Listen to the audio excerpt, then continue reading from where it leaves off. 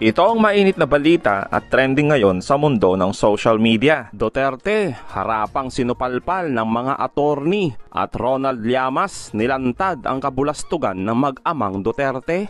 Matapos ipagmalaki ni dating Pangulong Duterte na handa niyang harapin ang ICC oras na may warrant na darating. Dagdag pa ni Duterte, ginawa niya lang ang lahat para mapaayos ang bansa. Kaya dapat ay magtiwala umano tayo sa kanilang partido, lalo na kay Marcoleta. Kaya naman halos sampalin ng katotohanan itong mga Duterte sa matinding sagot ni Attorney Conti. Wala raw siyang ginawang masama. Talagang yung mga biktima ang unang aalma dyan dahil nagbunga ng libu-libong patayan at ito na, nang hanggang ngayon talamak pa rin yung droga.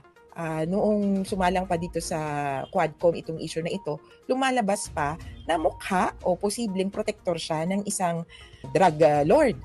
Kaya talagang kami nadidismaya na sa totoo kahit na anong sabihin niya, mukhang may ibang nangyayari behind the scenes. Disilusyonado na kami dito kay Duterte at hindi na kami naniniwala sa mga pinagsasabi niya dahil kung gaano pa sabihin na natin na kaputi ang kanyang budhi, yung actions niya at yung bunga ng mga sinasabi niya, hindi ko nga masabi na napakaganda ng kanyang mga, napakabulaklak ng mga kanyang salita kasi mahilig ding magmura, yung actions speak louder than words. At para sa amin, yung patayan already calls for trial at buti nga hindi namin pinapanawagan na matokhang din siya Yung mismong pinagkait niya sa mga biktima, yun ang hinihiling namin na magkaroon siya ng due process. Kaya para sa amin, kung tatanggalin mo yung politika, tatanggalin mo yung timing. Tama ba na hulihin si Duterte kapag may warrant of arrest? Tama. Tama ba na simulan yung impeachment trial? Tama. Kaya kung wala lang talagang politika, dapat gawin ito, hindi lang sa ngalan ng taong bayan, kundi sa ngalan ng hustisya all over the world. Kasi isipin nyo yung krimen na to, crimes against humanity, krimen laban sa sangkatauhan, kahit saan, tinitingnan itong mali. Ang hinihiling lang naman namin at ng korte ay humarap sa trial mismo, kung saan mas maayos na mapapadalo yung ebidensya, mas maayos na makakapag, sabihin na nating batuhan ng mga akusasyon. Kasi kung ngayon, pupolitikahin o kaya ipopropaganda lang, talagang wala at mauuwi tayo sa hurt feelings sa parang, kinikwento nyo, pinagchichismisan nyo ako, lagi nyo sinasabi may warrant of arrest ako, wala naman. Ang importante talaga, merong mangyayari na judicial process para sa amin patungkol dito sa war on drugs. Pero kung ako sa kanila, ang nailatag na namin ay, ang pinaka-responsable ay si Rodrigo Duterte. Katuwang niya si Ronald Bato de la Rosa sa pagpapatupad nitong tokhang, lalo na doon sa mga patayan sa police operation.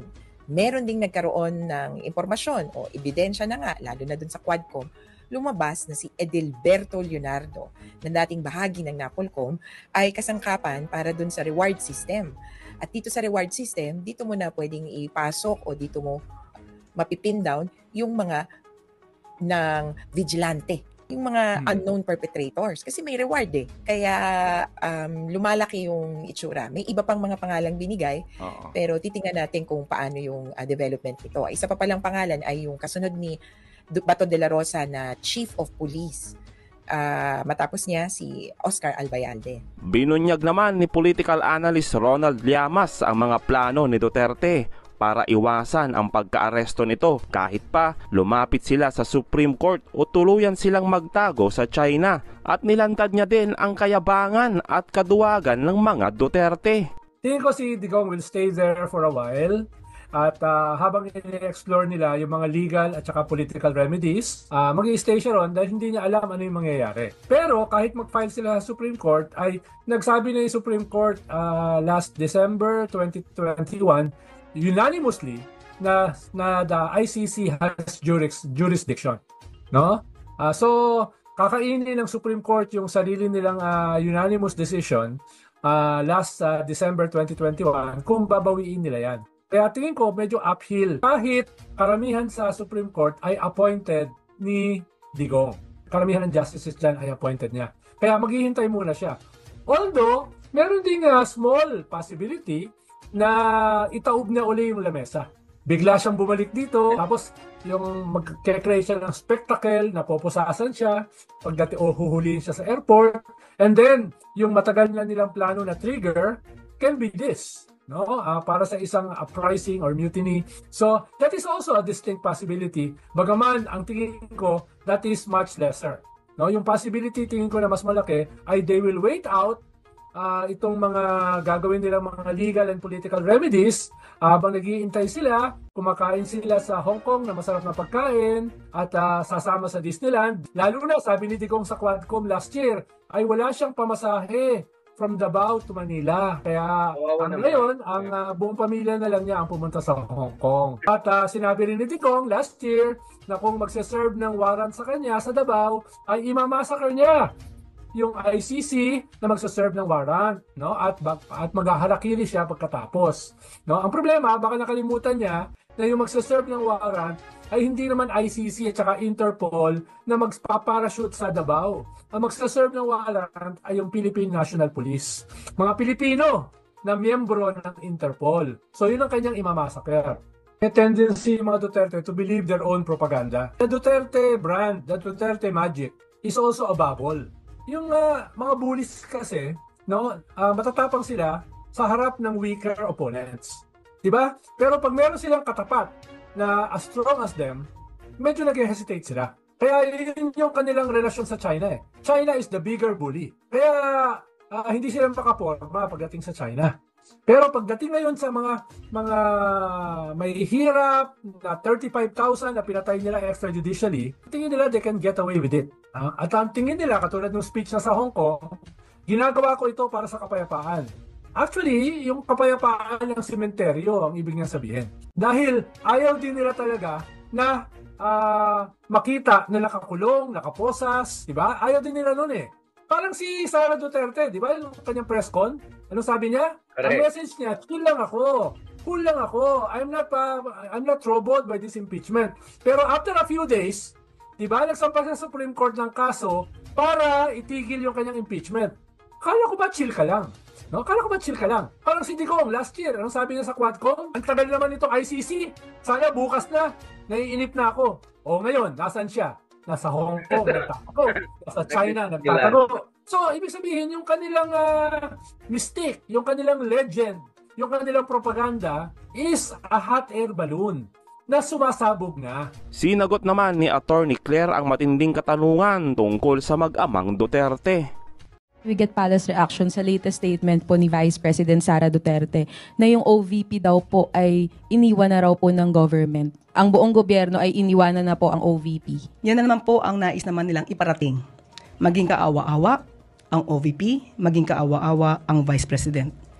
Kung tutuusin po natin, siya po naman ay binigyan ng pagkakataon para ipagtanggol, idepensa ang kanyang proposed budget. Hindi naman po hinahadlangan na magbigay ng tamang budget sa OVP kung ito naman ay maipapaliwanag niya. Kung baga sa thesis, kung ikaw yung nag-submit ng thesis, kailangan mong idepensa. Hindi pwedeng sabihin mo sa iyong panel of judges, kayo na pong bahala magbigay sa akin ng grade, basta yan na po ang thesis ko. So wala pong nang iwan sa kanya, baka po siya po ang nang iwan sa gobyerno. In that same gathering, Vice President Duterte said that she is not endorsing any candidates for senator. Dahil na-scam na daw po kasi siya.